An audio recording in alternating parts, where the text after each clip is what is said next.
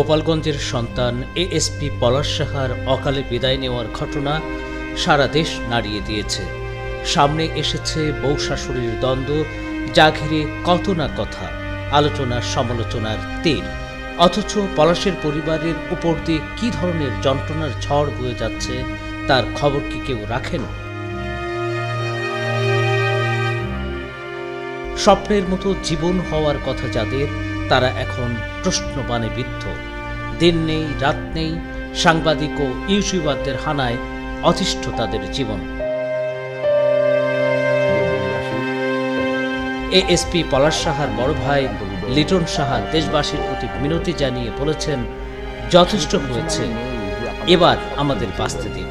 শুনুন বিস্তারিত। দেশবাসী, আজ আমি ভারাক্রান্ত হৃদয় নিয়ে জনসম্মুখে হাজির হচ্ছি। সেই পজিশনে আমি নেই যে আপনাদের কাছে সবকিছু বুঝিয়ে বলবো। বাবা যখন মারা যায় 2003 সালে, তখন আমি অনার্স ফাইনাল দিয়ে বাড়িতে আসছি। একটা ট্রেনিং কমপ্লেক্সে কম্পিউটার প্রশিক্ষণ নিচ্ছিলাম। ঠিক 18 দিনের মাথায় সেখান থেকে বাড়ি থেকে লোক এসে বললো বাড়ি যেতে হবে। তখন আমি বুঝে ফেলছিলাম রাত 12টার দিকে যদি বাড়ি যেতে হবে, নিশ্চয়ই কিছু খারাপ কিছু। ওরা আমাকে বলেনি। সেখানে গিয়ে দেখলাম বাবা স্ট্রোক, মৃত্যু সজ্জায়। তো আমি সেইখান থেকে বাবা ট্রিটমেন্ট করালাম, কিন্তু বাবাকে ফিরিয়ে আনতে পারলাম না। তারপর বাবা মৃত্যুর আগে বলে গেল, হাত বলে গেল, বাবা দুটো ভাই তোর দুটো সন্তান রেখে গেলাম। আমি সেই সন্তান দুটোকে দুই কাঁধে নিয়ে আমার ক্যারিয়ার, আমার গৌরব উজ্জ্বল ঝকঝকে একটা ছাত্র জীবন, সেটাকে ফেলে দুটো ভাই কাঁধে নিয়ে আমি এতটি বছর সংগ্রাম করে দুটি ভাই মানুষ করেছি। আমি ওদের জন্য কতটুকু করতে পারছি জানি না, কিন্তু আমার হৃদয় নিয়ে যেন সমস্ত উপার্জন টিউশনি করে করে, আমার জব ছিল না, আমার ব্যবসা বাণিজ্য ছিল না।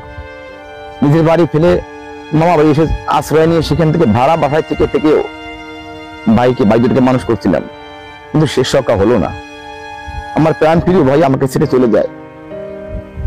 সবাই দুঃখ বেদনা, সারা বাংলাদেশের মানুষ দেশের গন্ডি পেরিয়ে বাইরেও গেছে, হয়তো সবাই কান্না করতেছে, কি রত্ন হারাইলো। মা হারাইছে তার সন্তান, আমার ভাই বউ হারিয়েছে তার স্বামী। আমি যে কি হারিয়েছি আপনাদের কারোর কাছে বলতে পারবো না, আমি বোঝাতে পারবো না আমি কি হারিয়েছি। তবে আমার দুঃখ বেদনা একটু নেই, এখন পাথর হয়ে গেছে। আমি চাই না এই আত্মা যেন শান্তি পায়, যে অতিরিক্ত আত্মা নিয়ে ঘুরে বেড়াচ্ছে। এখনো কোনো অনুষ্ঠান করতে পারিনি, এখনো আমি সেই এখনো ধরা গলার ভিতরে অনুষ্ঠানে ধরা নিয়ে সাধ্য শান্তি করতে হয়, মন্ত্র পাঠ করতে হয় বিধি আত্মা শান্তির জন্য, তাও করা এখনো হয়নি। অথচ প্রতি মুহূর্তে সাংবাদিকেরা এসে বিভিন্ন প্রিন্ট মিডিয়া থেকে শুরু করে অনলাইন পত্রিকা, ফেসবুক, এটা সেটা কত মাধ্যম থেকে এসে আমাদের জীবনকে অতিষ্ঠ করে দিয়েছে। নানান কুরুত্বপূর্ণ কথা, কটূক্তি, মন্তব্য করে করে আমাদের জীবনকে শেষ করে দিয়েছে। আমরা শোকের মাতম কাটিয়ে উঠতে পারিনি। আমাদের খাওয়া লাওয়া সব বন্ধ, ঘুম, আশ্রয় বিস্তার, অস্থির উত্তেজনায় সন্ত্রস্ত। তার মধ্যেও একটু বেঁচে থাকার জন্য আমাদের সন্তান, আমার মাও তোমার সন্তান হয়ে গেছে। এখন পৃথিবীতে মায়ের চেয়ে বড় ধন আর পৃথিবীতে নেই। মা পাগল হলেও তাকে বেঁধে খাওয়াতে হয়। আমি তো বড়, আমি কি করব? এখন আমার দুটো সন্তান, মা, আমার স্ত্রী, আমার ভাইয়ের বউ। পলাশ তো চলে গেছে, পলাশের বউ কিন্তু আমার ঘরের এখনো কিন্তু স্বাভাবিক নিয়ে ধর্মীয় মতে, কিন্তু সেও কিন্তু আমাদের ভাইয়ের বউ এখনো। আমার কার প্রতি কোনো অভিযোগ নাই। বিধির বিধান ছিল এভাবে চলে যাবে, মারাত্মক করুণ ভুল দিয়ে ওকে পৃথিবী থেকে নিয়ে যাবে ভগবান, সেইটাই করেছে। দোষারোপ করে আর কি লাভ হবে? আমার কার প্রতি কোনো অভিযোগ নাই, শুধু করজোড়ে মিনতি করছি দেশবাসীর কাছে, জাতির কাছে, আপনারা যারা এই বিভিন্ন রকম কুরুচিপূর্ণ সুরুচিপূর্ণ বিভিন্ন অ্যানালাইসিস, বিভিন্ন রকম মন্তব্য করছেন, তাদের কাছে ক্ষমা চাই। আমাদের বাঁচতে দিন।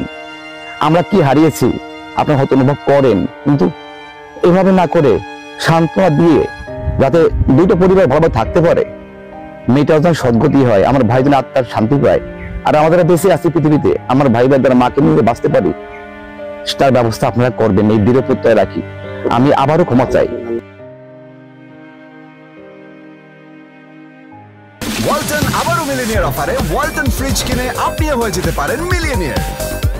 মিলিনিয়ার ছড়াছড়ি দেশ জুড়ে, এটা শুধু ওয়ালটনই পারে।